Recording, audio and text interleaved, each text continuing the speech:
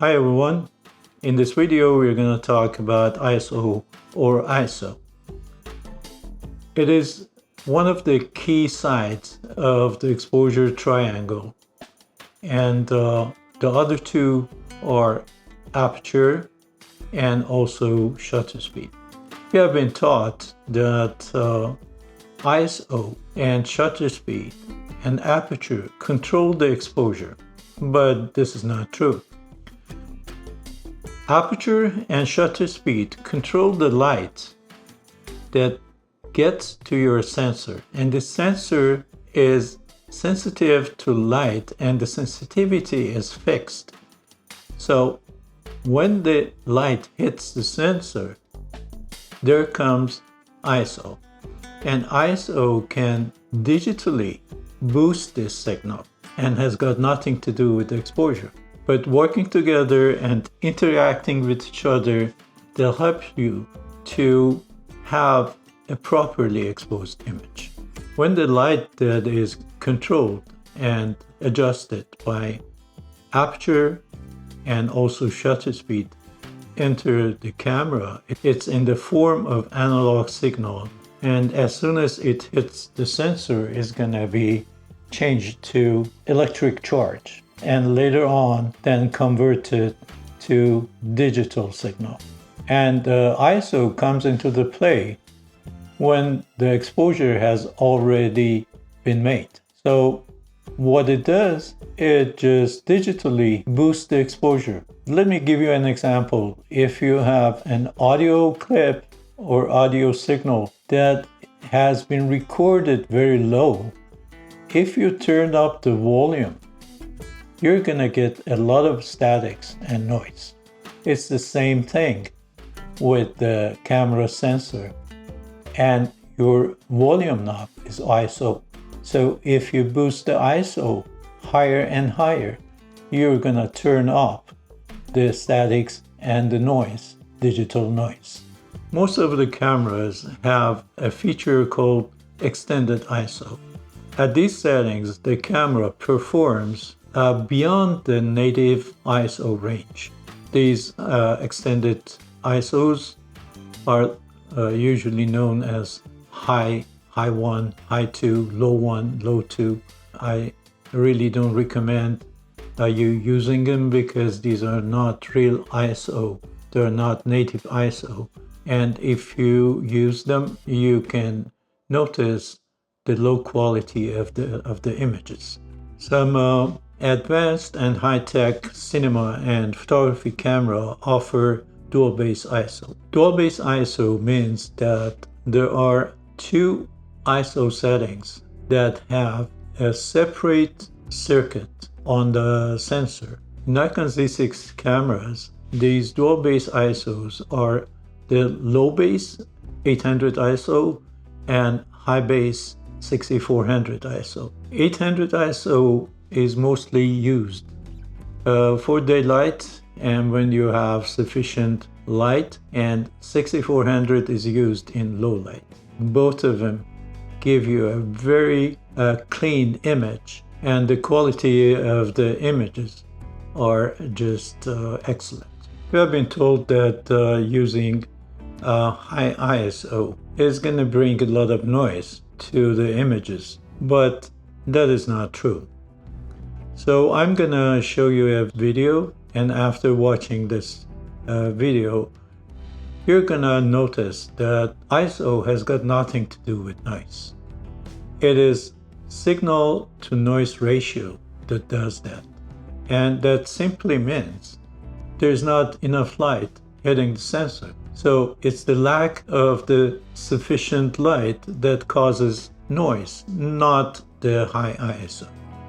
So without any further ado, let's go and watch that short video, and after that I'm gonna take you to Nikon Z6 III menu and show you how to set your ISO. I have a correctly exposed photo over here. I'm gonna underexpose it by 7 stops. So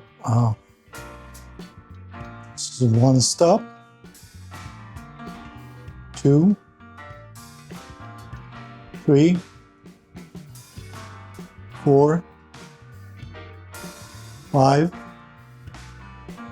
6, 7.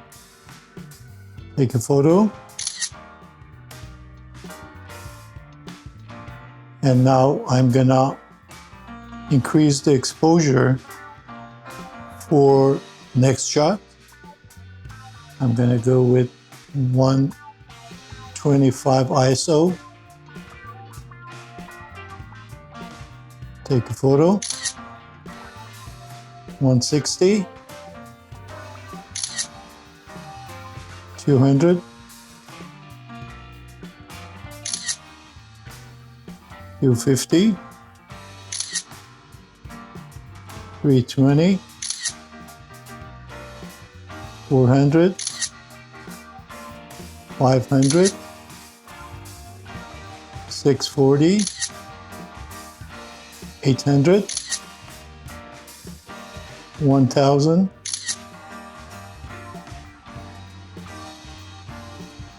1250. 1600. 2000. 2500. 3200. 4000. 5000. 6400. 8000.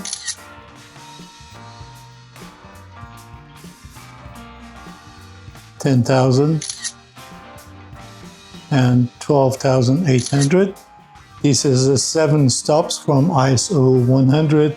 So you see on the right that we have the correct exposure. Now I'm gonna take these photos to Lightroom and increase the exposure for the underexposed shots, and then take all of them to Photoshop for further processing. At ISO 100, magnification 200%, you can see there's a lot of noise over here. So we're going to change to 125, 160, 200, 250. And you notice that the amount of noise does not increase when we go to a higher ISO. And when we get to ISO 800, you can see that it's a significant drop of noise. And this image is much cleaner than the one shot at ISO 100. So we can say that ISO 800 is the dual base ISO of Nikon Z6 III. At ISO 800, the camera delivers optimal dynamic range and minimal noise, making it ideal for well-lit environment or when shooting landscape, portrait, and studio work. And there is another dual base ISO. It's 6400. These dual base ISOs were designed for videography, but even the photographers can enjoy the benefits of these dual base ISOs. So let's go to ISO 1000.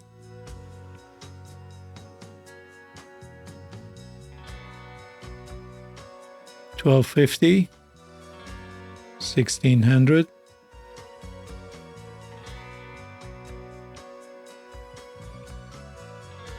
2000, 2500, 3200, 4000, 5000, 6400,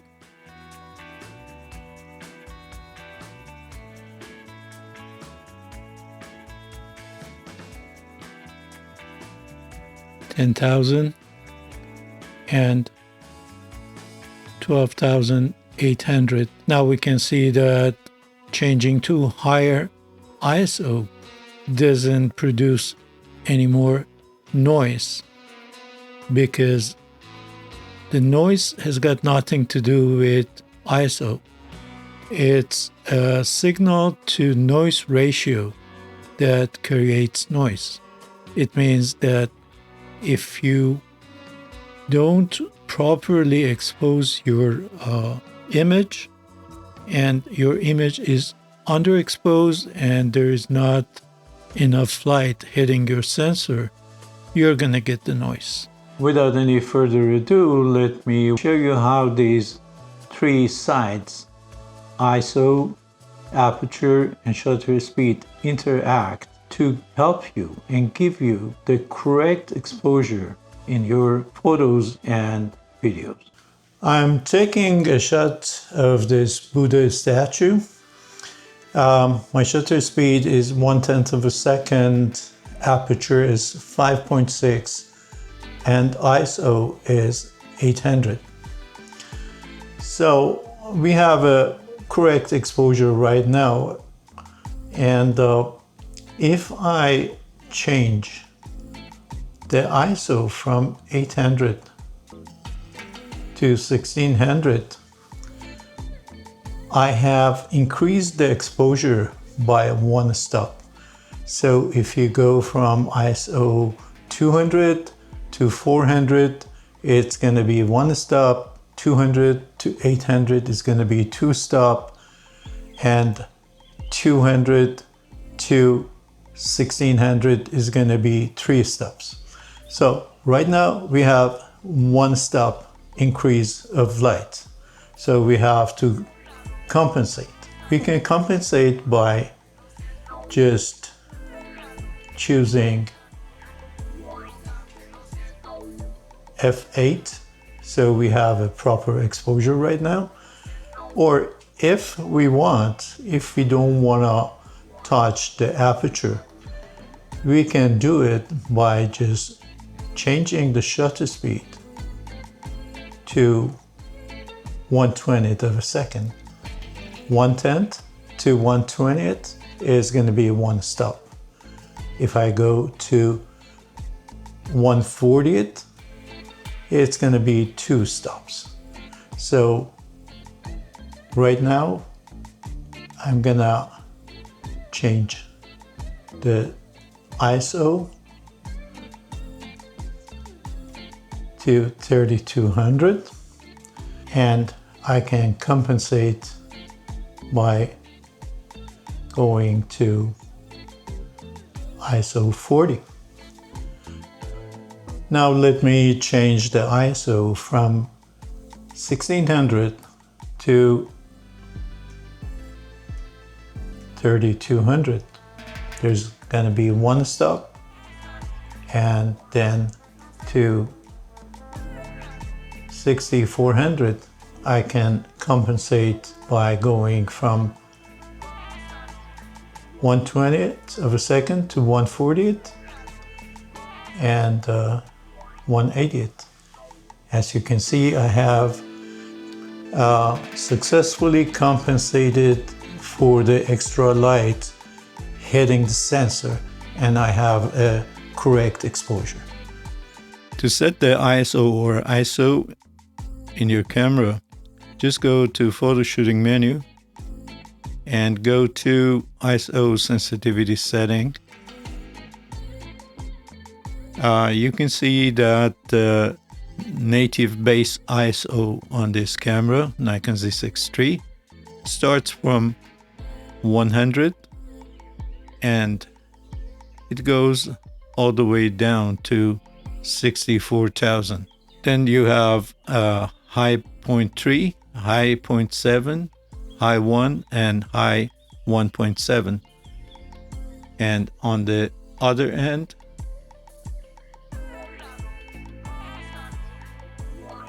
you have low 1, low 0.7, and low 0.3. I really don't recommend using these settings because these are not real ISO. They are not the base ISO of your camera. And there are a lot of kind of amplification and de-amplification. There is another setting. It's auto ISO sensitivity control. You can put it on and try to find out the sweet spot of your camera's ISO and set it to that. I usually use something between 6400 and 8000. And minimum shutter speed on auto. And there's another thing that you have to have in mind. When you increase the ISO, you have in mind that when you increase the ISO on your camera, it is similar to turning off the volume on a stereo system. If the audio was recorded at a low level, boosting the volume would also amplify all the background noises and distortion. The same thing happens with your camera sensor. Raising the ISO increases not only the brightness, but also the noise in your image. That's why it's always better to get enough a light to your sensor in the first place. Whenever possible, try to use some form of lighting to illuminate your subject properly. This way you can keep your ISO lower and maintain better image quality. Thank you so much for watching the video, and I hope it was useful.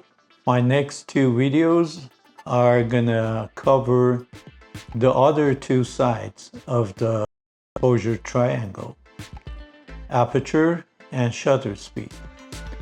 And by subscribing to the channel, you won't miss any of them. If you have any question, just leave it in the comments and I'll be more than happy to answer them for you. Don't forget to hit the like button and subscribe. And as always, take good care of yourself, keep shooting, and I'll see you soon. Cheers.